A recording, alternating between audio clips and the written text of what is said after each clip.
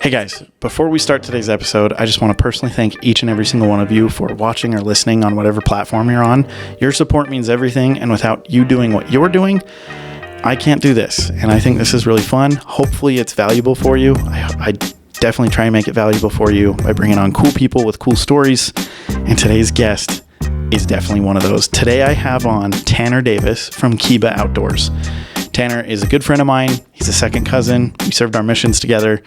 But beyond that, he's got a great story. He's got a great brand and a very cool product. I'm going to let him tell you about all that. But I just want to invite you guys before we start to pay attention, because some of the stuff Tanner's going to mention about hurdles he's had to jump through, obstacles he's had to get past, and just the whole process of building something from nothing is pretty crazy. And Tanner's journey through that, I think, is pretty inspiring. And I want you guys to get everything you can from it, because I came out of the conversation pretty inspired, pretty motivated, and I hope you guys do too. So pay attention, check it out.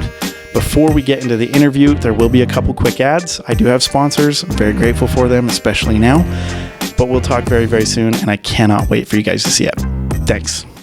Legend Outdoors and Legend Supply Co. are so back. They took a little bit of a hiatus because they just hit their 100th giveaway. And they gave away a Porsche and $100,000 in cash. The person was just announced today. So congrats to whoever you are.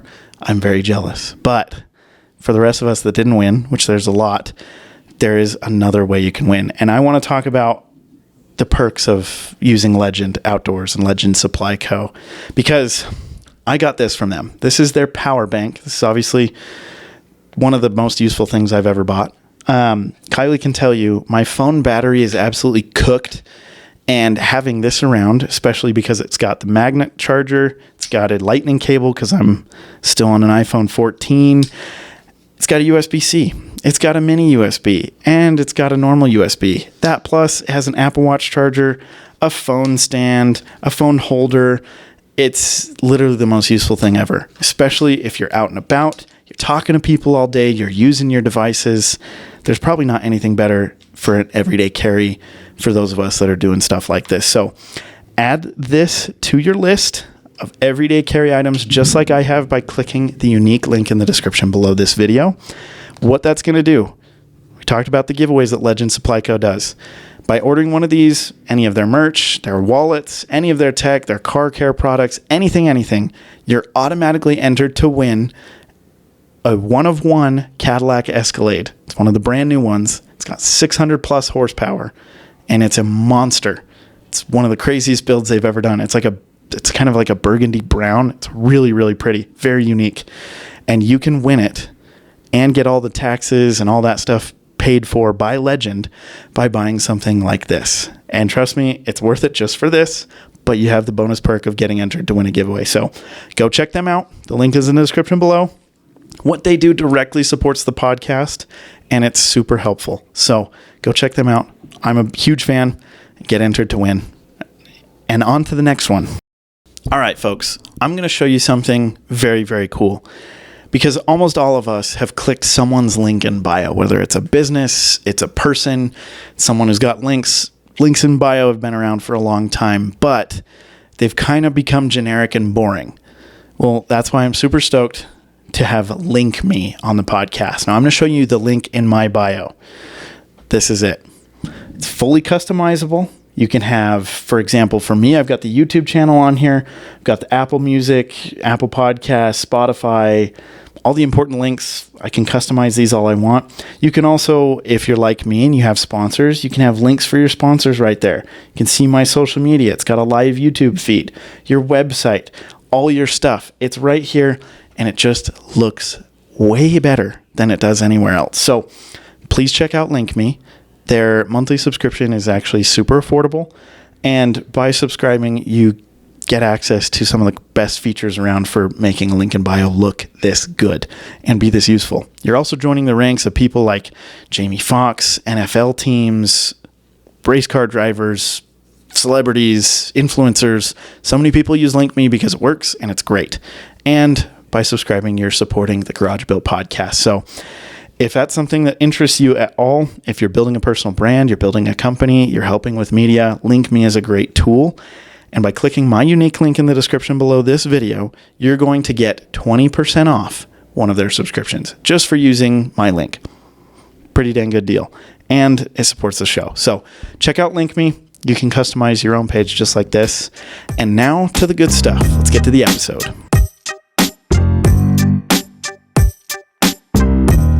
Guys, today I'm so glad this guy's here. I'll show you him in just a second. The camera will turn to him. But this dude's an outdoor enthusiast. He's an absolute baller. And he's also my second cousin, guys, Tanner Davis. So, Tanner, welcome to the show. Glad to have you on. Thank you. Tanner and I not only served our missions in the same mission, the Dominican Republic. So you know Josh Davis also. He was another guest on the pod. Yep. Not only did we do that, we graduated from the same class in high school. We're also second cousins. I know some cool people. I'm telling you guys. I know some very, very cool people. We have a special bond. Yes, we do. Special connection. Yes, we do. But Tanner's such a good dude. So glad to have him on. We did pest control sales together. So we did door-to-door. We went through that grind. Yep. Literally everybody I've talked to has done some sort of sales, something in their life. Mm-hmm. We both went through that. But Tanner's just a good dude. So stoked to have him on. He started a company recently called Kiba, right? Yep. Am I pronouncing that right? I should have even asked you. Kiba. Cool. Like from Naruto. Nice. The anime. So very cool. Kiba, yep. Okay, and we'll get to know his business a little bit more today, but Tanner's a super, super cool example of starting a business about something you're passionate about. And having done some research and having known Tanner for as long as I have, I know that this business is something he's passionate about. So we're going to get into it today. Tanner, give us kind of the 30,000 foot overview look at Kiba. Yeah. So Kiba is an outdoor mapping app that pairs with a mesh radio, essentially allowing you to communicate from your phone when you don't have cell service out in the mountains. Cool. So it's an app that you download. Think of it almost like All Trails or Onyx, like a mapping app combined with Find My Friends. So you can see on your outdoor map where everyone in your group is in real time out on the mountain. Sick. You can message with them. You can like drop waypoints to each other. Wow. And so, yeah, it's all offline, off grid, no cell service needed. So sick. Yeah. So where on earth did that idea come from? Because you are, for lack of a better term, you're an avid outdoorsman, yes. right? I don't think I'm too far-fetched in saying that. No, yeah. So where did it come from? I spent a lot of time outdoors. So I, growing up, would go out with my dad and my brothers. We would go out hunting, fishing, backpacking. We have a cabin up in Wyoming, and it was just my favorite place in the world to go. And just spent a lot of time out there. Yep. And basically, just like being with my brothers, and we have, Kobe, Tingy, right? Yeah. Like a couple of really good buddies that are big outdoorsmen as well. Hunters, fishermen, kind of, there's not really like a limit to what everyone's doing also. Yeah, we'd go skiing, snowboarding, kind of off-roading too, it seems, like off-roading stuff. Yep. And so just spending a lot of time in the outdoors, and you know what?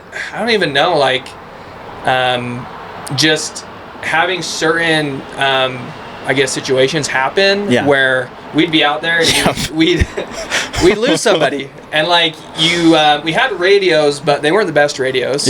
And we couldn't always get some on the radio. Plus, I feel like the number one thing we would always ask on the radio is, "Where are you?" Right? Where are you? What are you doing? Where are you headed? You know. And so eventually we got these newer radios called the Garmin Rhino. They had these tiny screens on them, and you could actually see on these radios where people were. Because Garmin's like GPS kings. I mean, correct. Every watch, you're wearing a Garmin right now.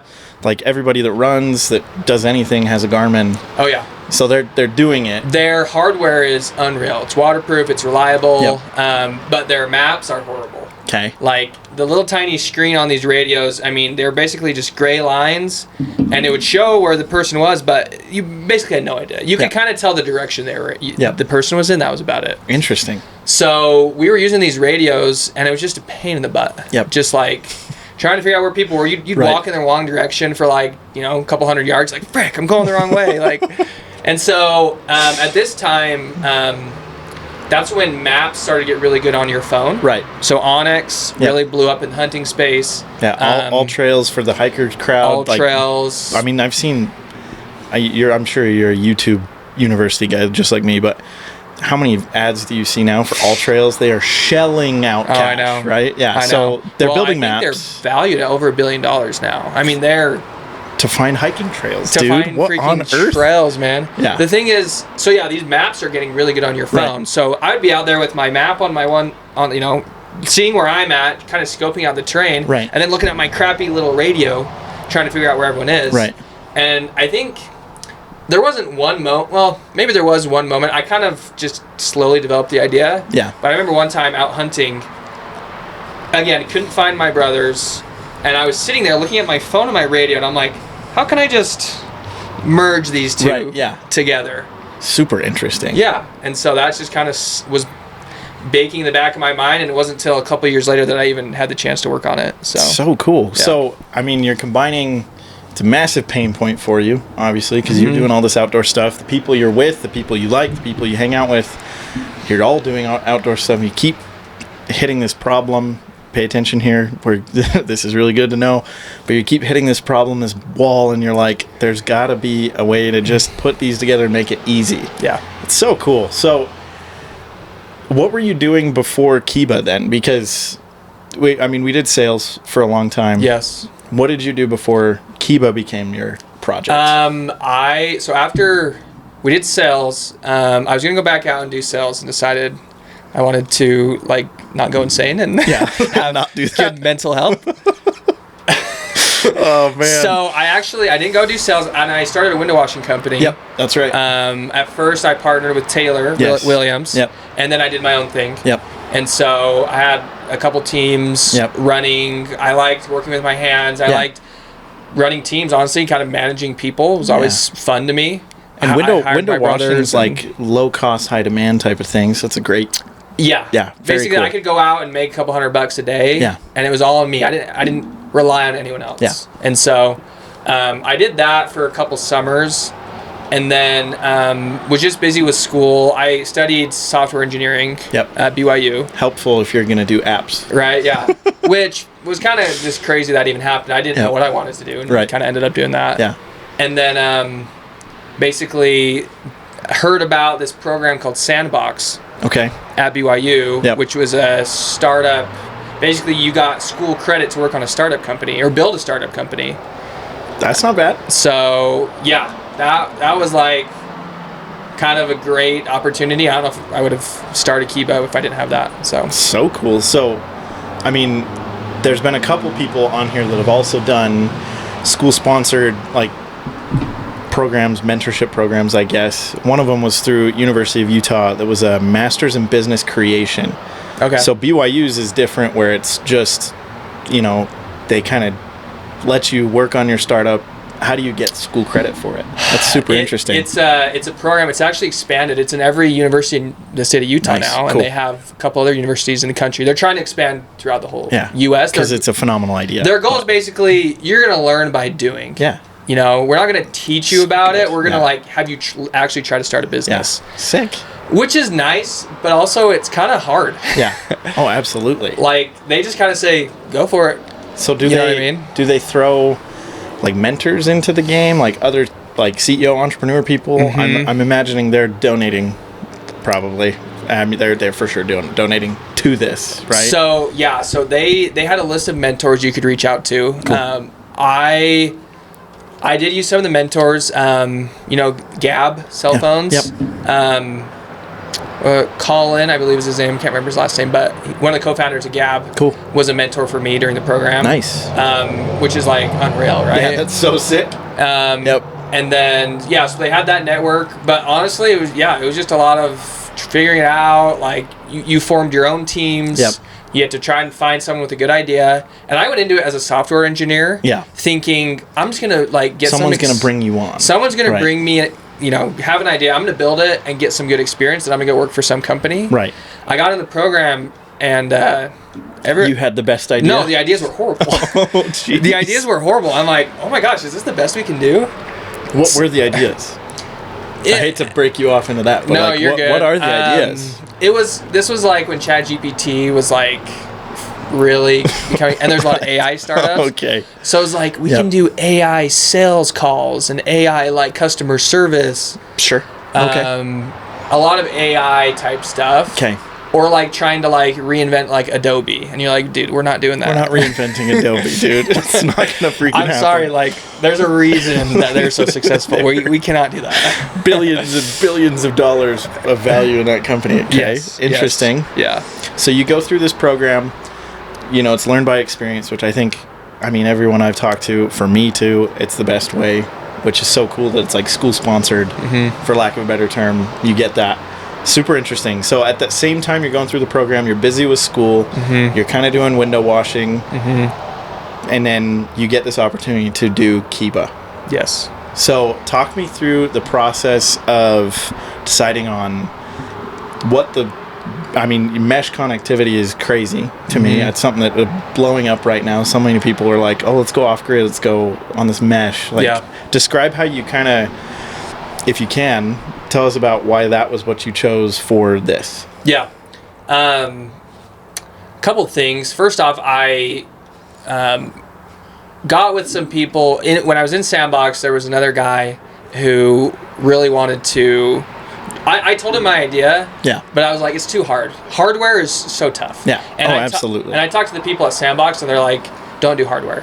Hardware is hard. That's like the phrase. Hardware is hard. Yep. And I was like, you're right. So I actually started on a different team. Okay. Then this guy that I told my idea came back and he's like, let's just do it. Let's just go for it. Worst case, we fail, but like we'll get credit. We'll graduate. Yeah. Whatever, right? Yeah. And so started to look into the space. Started to build the app. This was kind of pre-AI, so I was like hand coding. Sounds so archaic now. Yeah, right. Hand coding this crappy app. No like cloud subscription, right? Yeah, exactly. Yeah. So this app, like, there's no way I could have ever launched my first app. Started to build that, and then started looking to mesh radios. Okay. No, actually, we met with a BYU professor. Okay. And we gave him this idea, and he basically said, you can't do it. Interesting. He said, it's way too expensive. He's like, I could do it, but you guys can't afford me. Like, there's no way you can develop hardware like of this caliber on your own. Best of luck. Yeah. And so I'm like, okay. Super good thing to hear early on, right? Just, like, who's this guy? Sorry, you can't do this. Freaking jeez. So we actually we put out some applications, or we reached out to some professors and put out applications to hire a BYU engineering student. Cool. Okay. And got a couple people that are interested, but they were mainly like sophomores and juniors who just didn't have internships yet. Right. So we found one who's like, sure, I'll build it. I mean, he didn't know what he didn't know. He was like, yeah. He's just happy to do it, right? Yeah. So we hired him for like, we didn't have hardly any money. We got some grant money from BYU, which like helps a ton. $2,000 or something. Great. So we're like, okay, this is all going to development. So we hired this engineer, and he was like soldering together these radio chips with this Bluetooth antenna, with the CPU, and actually got a prototype working. Wow. But as in working, we were sending zeros and ones back and forth, and this was over like the course of like the whole semester. Working. Yeah. So I'm like, this is going to be a long journey. It's going to take years, but hey, like we're making progress, I guess. Any progress is progress. Yeah. So we started doing those, and then I talked to someone that has worked in the off-grid, or not off-grid, but mesh networking space. Sure. An expert. Yeah. Got connected with him. His name is Stephen Ellis. Cool. Absolute. Shout out Stephen. Absolute genius. Cool. Amazing hardware engineer, software engineer, one of the smartest guys I've ever met.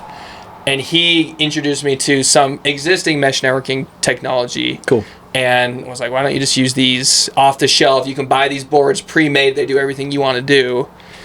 And I was like, yeah. Yeah, why don't we just do that, right? Yeah. Like, let's just do that, right? And so then I kind of took over and was like, I'm just going to figure it out. So this was when AI was getting a little bit better. So with the help of AI, wrote some code, some firmware to put on these radios. Cool. And somehow connected it to my app. and was able to send basic messages back and forth. So probably a massive breakthrough the day that happened. It was huge. It was That's huge. So it was so cool. But then I was like, I can't hand this to anyone. I can't sell this to anyone. It's like not even close to that spot. But it was huge. It was a huge cool breakthrough for sure. So now we've got. I mean, you're in far enough at this point in the history of it where you've got some hardware starting to work. Where did it become real? Like, was that moment where it does send the message become like, oh shoot, like we could make this work, or where was that moment? I think the first time we like took it outside, and we were like carrying like a bundle of wires and circuits. That was the radio. Yep. And I had my app, and like the first time we went outside and we like got far enough apart and started like messaging each other. Yep. I was like, okay, there we go. Like this is valuable. It may not be my ideal end product that I want. I actually still don't even have that product. Yeah. But I'm like, provides value. Yeah. And this is something we can work with. Super cool. So you're combining the hardware, getting the mentorship, dealing with some people that are like, this is way too expensive, kind of brute forcing it, like, now we're going to figure it out. Amazing. So you're going through all these like early startup things, and this is something I want to talk to you about because you're the 8th guest, and every single guest that we've had has been under 30 years old. What on earth is wrong with all of us, right? Because we're all young, but I mean, there's something about our generation that kind of just will brute force it. We'll figure it out. We'll find tools that can do what we want. We'll build tools that can do what we want, like you're doing physically. Why is that? It's so weird. Anyway.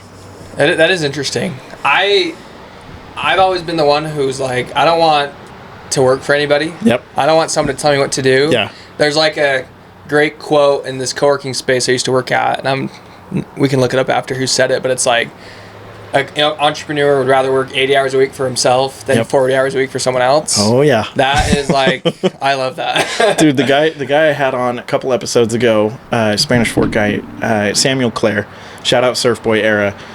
He does pro rodeo, so he's like a team roper.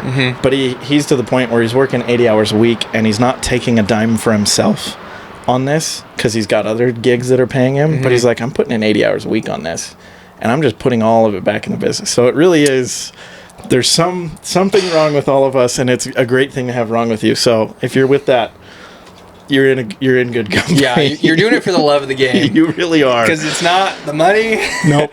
Maybe one day, but it's not. Exactly. If it was just for the money, I would have quit a long time ago and just made money doing something else. So in this whole process, there's been obviously some hiccups, right? It's not smooth waters the whole time. Yeah. It's not a paved trail, right? Oh, yeah. To use hiking lingo, that was a really stupid joke. But you come across moments as an entrepreneur, every single one of us does, where it almost breaks. Like you get far enough, it's like, okay, this could be real. And then you go to the opposite polar end of the spectrum where you're like, this is not working. Have you had those moments? Oh yeah. What are they? Oh yeah. I've had several. I've like told myself mentally, I'm done. Like I'm quitting. I'm never doing this again. Legitimately. Yep. But then I'm like, well, what am I gonna do tomorrow? Yeah, exactly. Like it's gonna keep going. Yeah. Like basically until I can't. Like actually can't anymore. Yeah. I think one moment was when I had a working prototype. Okay. It worked. But then you realize, okay, I need to get an app on the App Store, which I'd never done before. Yep. I need to sell radios that are compliant, that meet FCC compliance, battery compliance. Yep. If I'm going to make my own radio, I got to find like injection molding, like to assemble it. Find a manufacturer, like all these things. Yep. And I'm like, that's hundreds of thousands of dollars. I was getting quotes from engineers. They like quoted me over $1 million to make like my own custom radio. For the development of it. Good heavens. Yeah. I was like, guys, are you serious? So I was kind of like, I don't really want to raise money. And that was another big part. I tried to raise money. Okay. I met with investors, and they basically were like, once you have a product, come back, and then we can talk about it. I'm like, dude, I need money to get to the freaking product. And I think any hardware or like physical product person is like come across that where it's like, I need money to get the product, but I can't get the product. You know what I mean? Like, exactly. It's just like the chicken and the egg. You need both. Yeah. But I'm like, how do I do this? Yeah. And I'm still figuring that out. Yeah. So yeah, those like were two big points where I was like, I don't know how this is going to work. So interesting. And at the same time too, you know, you're having those moments, but like you just said, you wake up and you're like, frick, I kind of don't have anything else to work on, so I just got to keep going. You've done some phenomenal things, though, I think, as far as getting the word out there about the product, as far as getting product in front of people, showing them, hey, this is what it is, this is what it will be, this is how it works. You've done shows. Yeah. You've done a bunch of outdoor trade shows. I saw you guys had a booth at the Mountain America Expo Center. Mm-hmm. And are you still doing that type of thing? We did a couple earlier this year. A lot of the shows are... They're kind of packed at the beginning of the year. So we did 3 shows this year. Okay. There's a couple we might do later on, kind of archery, hunting type shows. Yeah. We're doing the Hunt Expo again. Sweet. Next Fantastic. year. Okay. And looking at a couple other shows. So that's been big for us, yeah. That's been really good, I'm sure. Yeah. And having done shows for a couple different businesses, I mean, if you do it right, you can do it right. Oh, yeah. You'll do just fine, and you'll be happy. Oh, yeah. But at the same time, some of that is a nightmare to organize. You got to shell out cash for printing crap and putting banners Dude, it's up. just like every single thing you want to do, you're like, how do I do this? Yeah. Like, okay, now we want to do shows. Well, how the hell do you do shows? How do you do it? And how do you sell stuff at shows? Yeah. And actually, the first day at the Hunt Expo, one of the Hunting and Conservation Expo, one of the biggest ones in the country. Yeah. It's a huge show, by the way. First day, we didn't sell anything. Really? And I was panicking. Yeah. I was like, what are we doing wrong? What are we doing here? Like, no one is stopping by our booth. Yep. There's so many people walking up and down. Yeah. And I was like, what are we going to, like, I don't know. Like, I would talk to people, but no one was buying. We had all this, we'd invested all this money in product, displays, banners, all the stuff. Everything. Yep. And then luckily I had a business partner for another business who, all he does is trade shows. He that's what he does in his other businesses. Wow. He came over for the next day and sold like 20 radios. And I was like, oh my gosh. He's like, this is how you do it. You have to grab people and bring them over. They're not going to stop. Yeah. He's like, they don't know your product. They don't know your brand. Yep. Literally grab them. He would be in the aisles showing people. Oh, yeah. And I'm like, is that annoying? I'm like, no, I got to get over that. Like, it's not annoying. They're here to watch, like, they're at a trade show. Yeah. You can talk to them. Yeah, especially with the Hunt Expo. So I helped out with an ear protection company at the Hunt Expo this year up at Salt Palace. And, I mean, that's how we had to do it. And this guy that was with me is this old dude. Probably has done sales at some point in his life, but he's just kind of tired and cranky. And I'm like in the aisles. I got the ear protection like strapped around my neck. I'm like showing people. And he sold like 3 pairs and I sold like 58. and he was like, what are you freaking doing? And I'm like, I don't know what you're doing. Why are you asking me? Anyway, that's 100% how you do it. You got to realize people are there to spend money. Yeah. They're ready. Yeah. Or else they wouldn't have come. And I think the other thing too is you can build the best product in the world that does everything your customer wants. Yeah. But if you can't sell it or market it, you got to put it in people's faces, dude. And people sell products that aren't very good, but they know how to market it. Yeah. So that's like huge. It's massive. It's massive. So tell me about what your marketing strategy is now, because you're still doing shows. Maybe that's not like the biggest thing you're doing. Yeah. Social media, you're doing a lot of that. I see those videos all the time. Yeah. I've seen you pop up on social media a couple times. Yeah. Talking about it. Yeah. I mean, I'm doing the same thing. Yeah. We all know that. Yeah. Sorry. I'm doing the daily post. Haven't done mine today. It's going to happen. But, I mean, what's gotten you past the embarrassment of that? Because it is embarrassing to sometimes to film in public. It's embarrassing. I don't mind the filming. I don't even mind posting. The thing that was hard for me was criticism. Interesting. Yeah.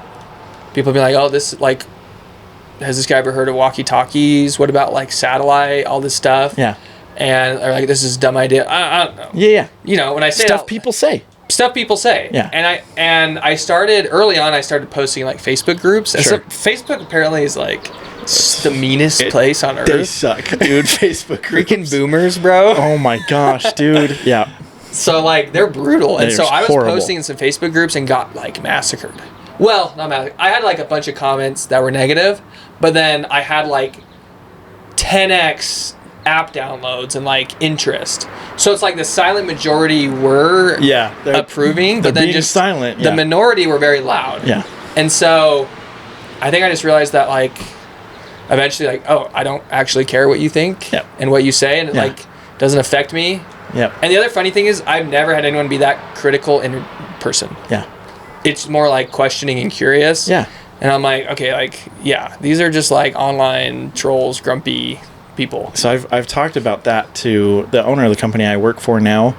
He's blown up on social media, super cool, and like gone from 2,000 followers to 175,000 followers in months. He's crazy. Gosh, that's insane. Just crazy stuff.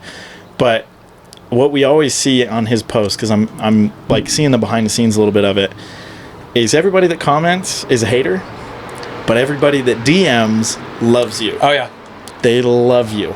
And it's the weirdest thing. So it really is that silent majority. So with that being said, like your marketing strategy now, how are you going about kind of finding that silent majority and talking to them? Yeah. It's been tough. Okay. Initially, I don't know, we've done a lot, but started with ads. Okay. Well, we were posting them on social media, but I was like, let's just run ads. Okay. I can reach a certain audience. I can pay to reach people. Yeah. And I have to try to figure out an algorithm for that. And so started to pay for ads. Again, we're starting this brand new thing. How the hell do we do this? Yeah, exactly. It's like, how do we do ads? Yeah. So figured it out a little bit. Was getting a lot of impressions, a lot of clicks. Sweet. But wasn't getting... Since we're a new product, I think it was just a lot of... And we're doing meta ads, which is pretty top funnel. Yep. So we were just getting a lot of interest and curiosity. Yeah. Not as much conversion. You're putting people... Yeah, exactly. It's top of funnel. You're getting people at least to know about what you're talking about. Yeah. Good feedback. Cool. People were positive. Tons of clicks. Cool. Wasn't converting. And I was like, we ran it for about a month and a half. And I was like, okay, I can't sustain this. We're not doing more of this. I can't. Unless we're selling product, how am I supposed to keep doing this? Yeah. So I was like, let's try organic. Let's try social media. Let's make some good reels. And so, this is a funny story. I went on a date with this girl. Nice. She is an author. Okay. Her name's Kinsey. She's great. Shout out Kinsey. She's an author, and she has a big following on social media. Self-published author. Sick. Yeah. Whoa. And so she went on this date, and we ended up just talking about our businesses and like...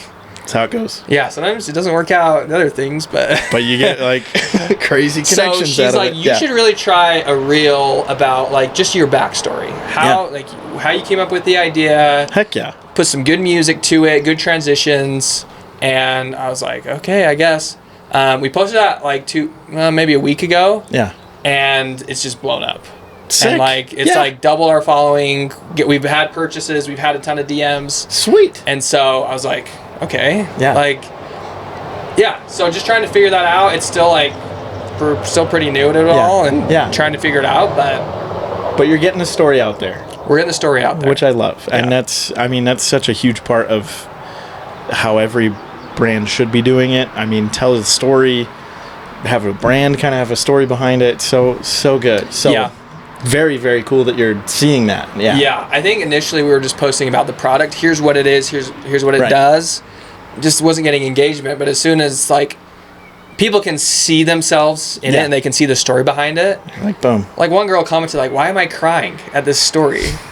And I was like, "Why are you crying?" And I was like, "Wait, because it's kind of inspirational. You had a problem and you lose people, and then you went and spent years trying to solve it. Yeah. Like people love that kind of stuff. So cool. So they really do, and it speaks more to their buying personas than just the product itself sometimes. Oh, yeah. It's so crazy how it works, and it makes me think of obviously some big baller brands like like Nike, for example. That's kind of their whole shtick. That's all they do. Yep. And it's very cool. So you're on the right track, and for those of you out there, that's Tanner's got it. Listen to that part. That's 100% what you should be doing is tell the story. Yeah. So the life of an entrepreneur is not an easy one per se, but it does have its little golden nugget fulfilling moments, right? But you also get people that don't understand, I'm sure. And there's plenty of those. They're loud. They're very loud, like we talked about. Yeah. What do those people think it takes to do what you do, and what do you see is actually happening? That is great. I think it's hard when people are like, this is like just a copy of this, you know, or this just seems like this, and it's like, oh, like I could do this in. Why did this take you so long? Yeah. Basically, years. It's been like maybe almost 2.5, 3 years now that I've been working on it. I'm like, you don't know. Like, bro, you have no idea, like, how many hours and the late nights. Yep. And, like, when I graduated college, I went almost 8-9 months with no job working on this. Right. And you know how stressful that is? Like, not having any income. Like going down to your savings is just just getting empty, and you're like, I have to make this work, or like, you know what I mean? It's not gonna work. But I put in more work and made more progress. But it's like, I think it's just more than making a product. You're like becoming a person, and you can't do that overnight. Like it takes a long time. It's not an overnight process. That's interesting. You're one of the couple people that has told me that in these podcasts. Like, what they don't understand is that it's not, I mean, they see you in gaps. It's kind of like seeing a kid you haven't seen in a long time, and you know, you leave and you come back and they're like twice as tall as they were when you left. Like, that was that way with my sister going on my mission. Little kid before I left, full on adult when I got home, and I'm like, what the heck just happened? Like, I wasn't gone that long. But what people don't understand, especially with entrepreneurship, is they'll see you at the beginning and they'll be like, oh, that's cool. And then they see you years down the road with this, you know, maybe if it pans out how we want, this cool product, this cool service, this big thing. You're successful, right? Air quotes, successful. And they're like, oh, like, they just don't understand. It's very interesting. Yeah. I think of like, I really like Mr. Beast. Oh, yeah. YouTuber, you know, you're a YouTube guy. But like, how many years? 6, 7, 8 years. I almost did it too. I know. I think it was like 7 years he's posting on YouTube before he got any sort of traction. Like, and now look at him. Look at him now. Like, if you look at where he was to where he is now, I mean, it's been years and years and years. It's not just an overnight success. And I don't know if it really I don't know if that's a thing. I don't think it is. I don't think it is either. You're right. So interesting. So Kiba is growing, obviously. Kiba's a cool product. It's very useful. I mean, I could tell you stories about my grandpa and hunting. We used to go up to Brigham City in Manaway, and there was some land up there that we would always have property management tags on for deer and elk. And the amount of times that my dad had to call my grandpa like 500 times to figure out where on earth he was, because he kept moving, and he doesn't answer because he's my grandpa. It's such a useful thing. So it's very, very good that it's coming out. What are you focused on building with Kiba right now? Like, what's the next step?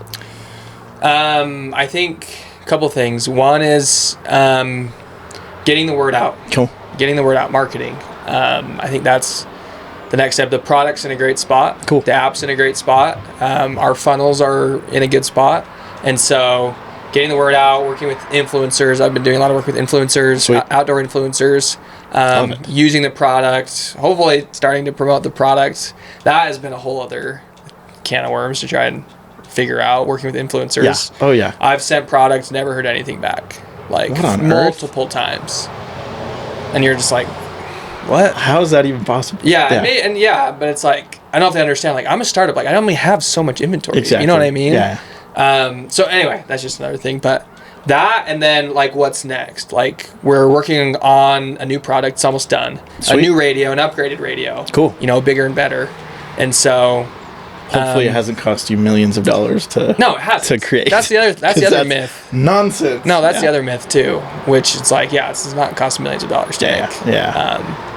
Man, those people that are quoting you that high, that's bonkers. I mean, I think if you're an entrepreneur, you go get quotes from people. I'll do your marketing. I'll do your social media. I'll build this for you, this website for you. I mean, it's their job, but Yeah. you can do it for freaking cheap. Yeah. Like, I've bootstrapped. I put like a little bit of money into like buying stuff. Yeah. For what we have, I mean, very limited like amounts of funding, and it's taken us longer, but hey, I know how to do it now. Yeah. Now you have, well, yeah, exactly. So, now you want. Now, I mean, you know exactly what you're doing. So very cool. So working on building up the influence, building up the notoriety, getting the word out. Yeah. Influencer marketing, which obviously is massive. If you're not doing it, you should. It's the whole thing right now. It's very, very good. And then coming out with new product. Cool. Yeah. Very, very good. So when's release expected for version? I mean, this probably isn't version 2. This is probably like version 8. But so our this one. second product. Yeah. It's actually done. Awesome. It is done. We're working on building some inventory. Cool. And then we need to do some certifications. Nice. And that is what could take good old FCC, baby. 3-6 months. Cool. And so that could be a little while. And so that's just kind of rolling in the background. Cool. And then, but we have a product right now. We have an app. Like, we're just trying to push what we do have. Nice. And then once we get a better idea with the FCC and like that sort of thing, we'll figure out the next step. Awesome. So. Great. That's hey, progress, dude. That's so cool to hear. Yep. So now let's talk about Tanner a little bit, and I'm going to make you brag about yourself a little bit more than you already have, which is the whole point of this. So day one, for someone else that is just jumping into where the deep end that you've jumped into, what's tip number 1 you're giving that person?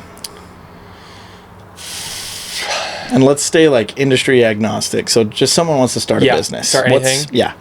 I think I'm going to compare it to something. Compare it to ultra racing, ultra marathons. Yep. Which somehow hardcore. I did. Somehow Tanner's also into. Got into, right? Hard things. But I think you just can't give yourself a limit of like a breaking point. Yeah. If I reach this point and I'm not there, I'm going to give up. I just never had that. And I think if it's like, you'll be successful no matter what. Yeah. If you like just never give up and just keep going, I think you can be smart. I think you can know when it's the right time to pivot and like whatever. You can play the game. Yeah. For sure. But if you believe in it and it's something that like you think will be, not just you and not just what ChatGPT says, but like what other people have like said that's a good idea, like go for it. Yeah. Then just don't give yourself a breaking point and just keep going. That's so good. Oh my gosh, that's great advice. So in your shoes, like these points that you get to where it almost breaks, where you're like, dude, is this even going to work? Is this even feasible? Jumping past those, you just got to get past them. You just got to get past them. And you get past enough of them. And then now I'm like, what actually would have to happen for me to stop? I can't actually think of anything. There you go. So, and eventually you'll get to that point. I think one thing I want to point out there, you used a specific word, you used pivot, which that's probably better than brute force, which I used earlier, because you can do both. Yeah. And you can brute force and you can also pivot. And I think pivoting is probably, I mean, we both have played basketball. You have to pivot. Yeah. There's no choice. Yeah. What does pivoting mean to you? In business. In business, I think... If you told me just keeping one foot on the ground and turning, I'm not going to take that. That would be a pivot. But I think you could use basketball as an example. Like you're driving forward and something's stopping you, like a defender. Yeah. You can't go through them. You have to go around them. And that's like also the smart move. Yeah. So I think people can like... And I've seen this in the co-working space I was at. Like you see people who have an idea and they're like, I'm making this work no matter what. Yeah. But it's like, should you be making this work? Yeah. Is this actually the best thing for you? And like, should this thing even exist in the first place? Right. I think there's a lot of dumb ideas. Yeah. And there's a lot of good ideas that just won't maybe scale like you want to. Yeah. And so I think pivoting is just being smart, I would say. It's the right way to do it. Yeah. Yeah. Absolutely. And making those pivots is such a crucial thing to learn how to do. It's a very tough thing to learn how to do.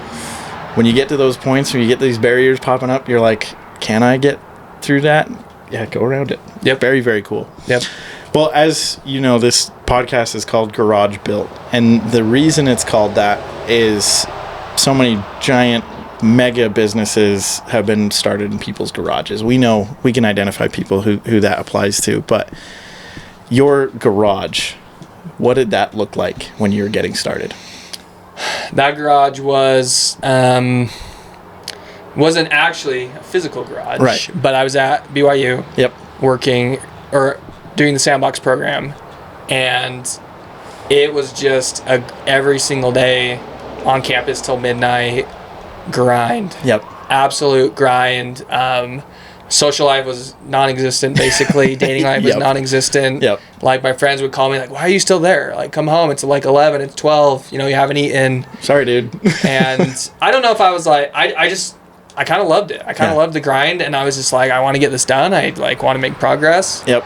And so I think that combined with like some tinkered like wires, like a bundle of wires and circuit boards, like, and I have all these prototypes still. Cool. To kind of remind me like where, where it came from. Where it grew from, and hopefully just like where I'm going. Nice. And so, that's where it was. Awesome. Well, I think Kiba is just such a cool product. Having seen you and Kobe and a couple other people that we both know talk about it a little bit, and seeing, you guys at the shows and all the stuff you're doing, I think it's very, very cool. Where can people find you? So Instagram, Instagram, Facebook, but mainly Instagram, I would say Kiba.Outdoors is the handle, and then on our website, KibaOutdoors.com. Cool. And those will obviously be in the description. You can check those out. Please do, because it really is, especially if you're an outdoors enthusiast. I mean, I'm thinking I need one of these when we go down to Lake Powell and stuff like that. It's a phenomenal use case for it. But very, very cool. All right. I'm gonna hit you with some things that are surprises, okay? So I'm gonna make you do something really quick. I want you to look at your camera right here, this gray one. Okay. And I want you to give a 30-second to minute commercial of what Kiba is. Okay. Can you do that? And then we'll go to the last one. Okay. So Kiba is an off-grid mapping service that combines with a mesh radio that allows you to communicate with your group when you don't have cell service. So if you're out in the mountains, hunting, hiking, fishing, wherever you're at with a group with no cell service, all you do is you download the app. Everyone needs a mesh radio, and you join your group. It's completely private, encrypted information. No one else can access it. It's just private between your group, and you're able to see real-time location of where everyone's at. You can message them, you can message groups, you can message individually, you can drop waypoints on the map to, like, if you want to meet up somewhere, anything like that. And that maps are high quality 3D offline maps. So it's the whole world. We have the whole world covered. You can use it anywhere. So very, very good. So please, if that applies to you, or if it doesn't, please go check out Kiba. I know I'm going to. All right, and now the last surprise question. Okay. Completely off topic. Money is not an object, okay? You know me, I've been a car guy since I was born, right? Yep. It's a curse and a blessing, but let's say you make it big. Okay. Yeah. Like I said, money's not an object. Okay. I need your dream car. It's got to be a truck. Yep. I mean, outdoors. I figured. Come on. Outdoors guy. Yeah. It's got to be a truck. I went off-roading the other day with this guy at a 2026 Toyota Tundra. Oh, nice. Decked out. I want a rack on the back with a pop-up tent. Of course. My fly rod holders. Nice. As well. And you're talking like one of the things like overlanding, gas cans, the whole deal. Gas cans, shovel. Cool. Big tires. That's it. That's pretty dang good. That's the dream setup right there. Okay. So I can just go out in the mountains and do whatever you want. Do whatever I want by myself. Amazing. So your Toyota truck number 2. Other guy was the Tacoma equivalent of what you just said. Okay. He's a photographer, and so he's like, he just wants to be able to show up to weddings and not look like a total dork, but also be able to go out and shoot guns in the wilderness totally fine and camp. Yep. Your truck number 4. Very interesting. I feel like it's an entrepreneur, like, you gotta have a work truck, dude. You gotta have a work truck, dude. We've had a King Ranch F-250. We've had a Raptor R. Raptor probably my second. Raptor's freaking sweet. Yep. Raptors are very cool. So Raptor R, we've had King Ranch F-250. We've had decked out kind of equivalent to you, Denali Duramax. That would be dually. That would be pretty pimping. If I'm like pulling something, yeah, we can have. I mean, money's not a thing. That, we can have that. You can too. have both, dude. Why not? Very dad trucks. A lot of them. Very. That's just what Maybe you got to do. I'm not a dad. I just not thinking that way. I'm thinking that way. So you're thinking that way. There you go. Yeah, exactly. But very cool. So, thank you so much for coming on. Just an absolute honor to have Tanner on. Tanner is such a good dude, like I said before, good friend, and I'm so excited to see where Kiba goes because it's not stopping. It doesn't seem like it will, and it's a product that's very, very useful for a lot of different people. So I'm excited. Check them out.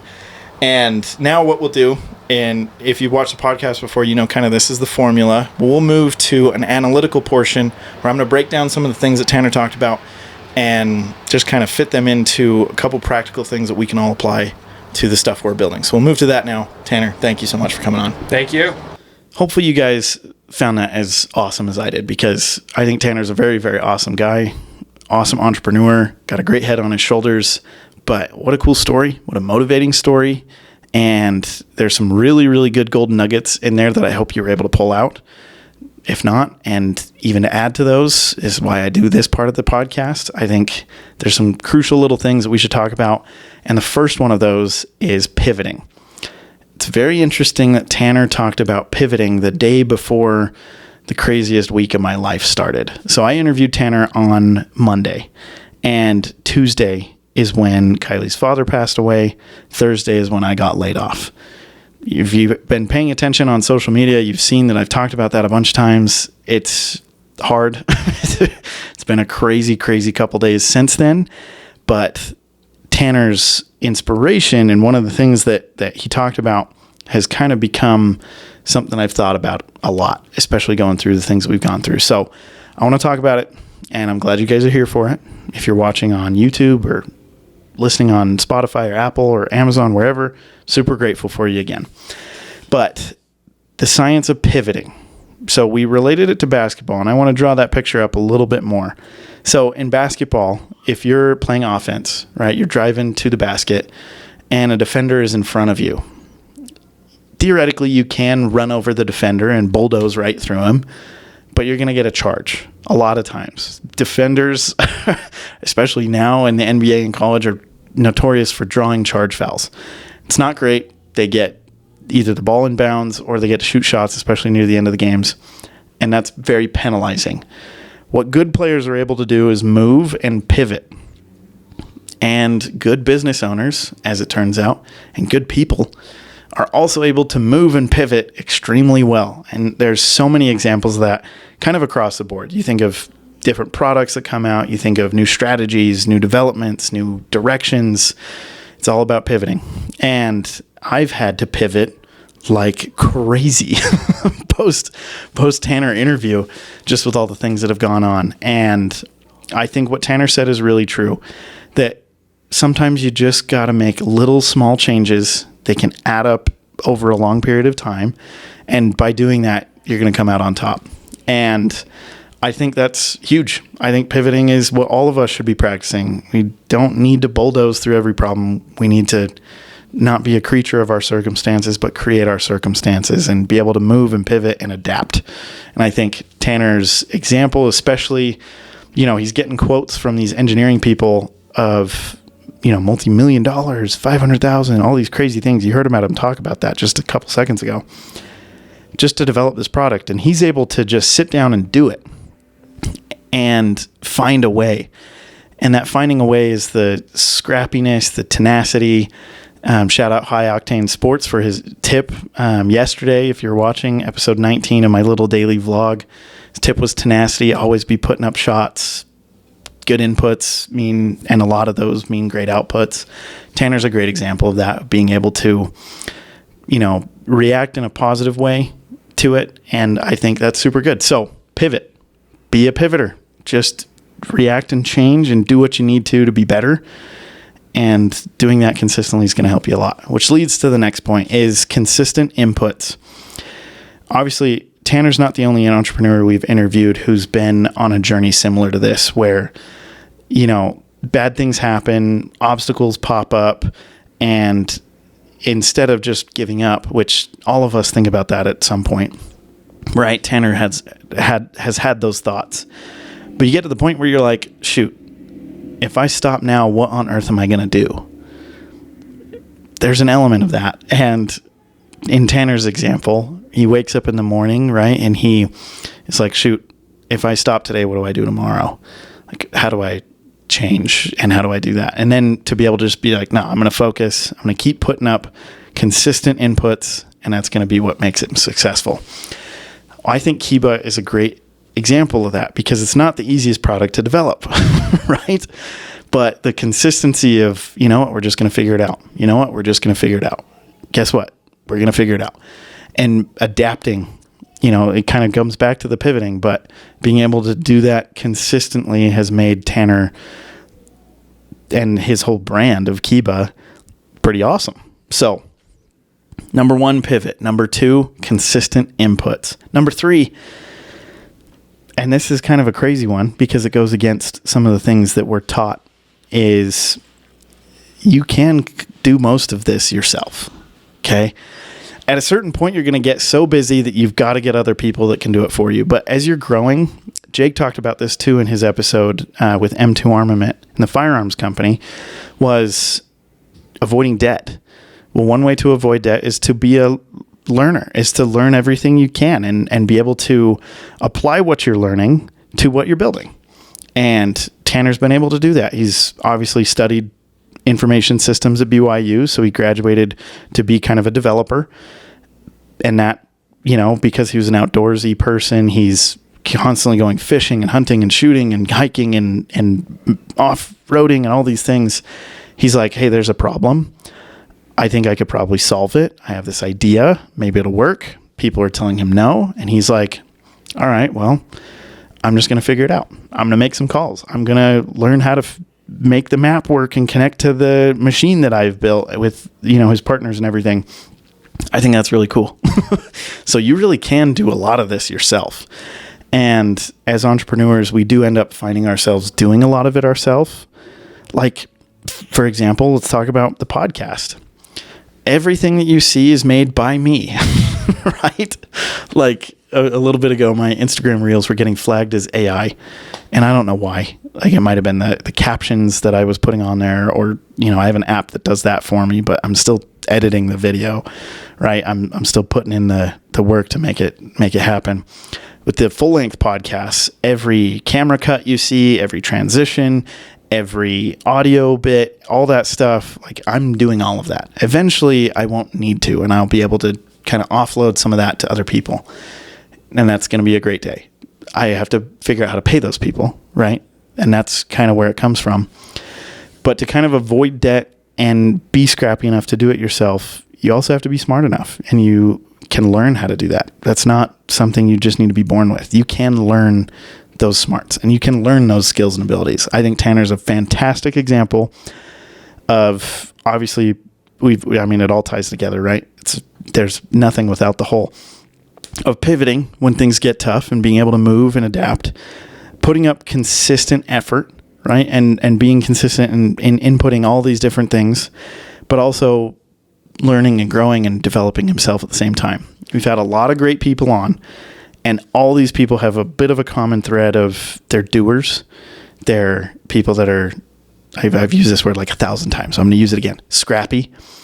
They're people that are going to succeed because they want it, right? and I think that's so cool. So all of those put together, plus the timing of this week, it's been good. And I'm so glad Tanner was able to come on. I hope you guys check Kiba out.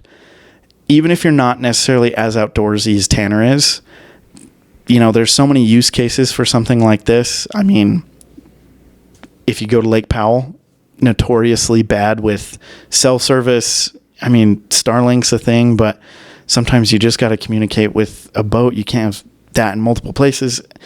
His product is so useful there. If you are, you know, worried about security, it's obviously great for that because it's a private encrypted network that you're using.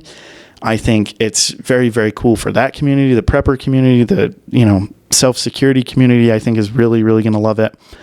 The outdoors community, if you're fly fishing in a canyon and you just need to let people know where you are, or you're with a group, you're out hunting. I ran into this, and I mentioned this story before.